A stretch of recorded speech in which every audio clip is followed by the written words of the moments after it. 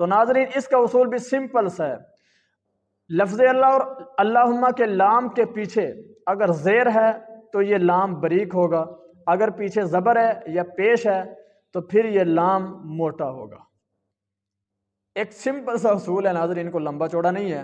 اب لفظ اللہ اور اللہم کے لام کو باریک کرنے کی مثال آپ کے سامنے ہے، بسم اللہ الرحمن الرحیم۔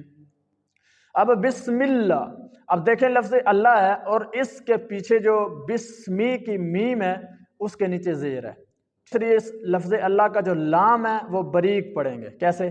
بسم اللہ الرحمن الرحیم، یعنی سمپل طریقے سے، کوئی تکلف نہیں ہوگا۔ تکلف صرف تھوڑا سا ہوتا ہے کسی حرف کو موٹا کرنے میں، ٹھیک ہے، باریک کرنے میں تو بالکل سمپل طریقے سے اور نارمل طریقے سے ادا کرتے ہیں۔ کیسے؟ بسم اللہ الرحمن الرحیم۔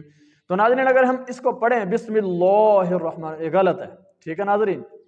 تو اب لفظ اللہ اور اللہم کا لام موٹا کب ہوتا ہے؟ جب اس کے پیچھے زبر ہو یا پیش ہو۔ زبر کی مثال دیکھ لیں، هو اللہ الذی، هو اللہ۔ اب دیکھ لیں لفظ اللہ کے لام کے پیچھے واو ہے اور اس واو کے پیچھے زبر ہے، ٹھیک ہے ناظرین، هو اللہ۔ اب یہ لفظ اللہ کا لام موٹا ہوگا۔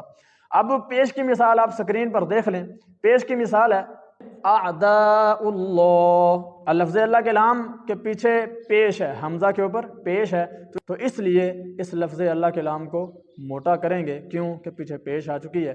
تو پیارے ناظرین یہ سمپل سا اصول ہے، لفظ اللہ اور اللہم کے لام کے پیچھے اگر زیر ہو، لام کے پیچھے اگر زیر ہو تو ناظرین لفظ اللہ اور اللہم کا لام جو ہے وہ باریک ہوگا، اگر پیچھے زبر یا پیش ہو تو پھر موٹا ہوگا۔ آپ کو سکرین پر بھی میں نے مثالیں دے دی ہیں تاکہ آپ کی سمجھ میں اچھی طرح بیٹھ جائے۔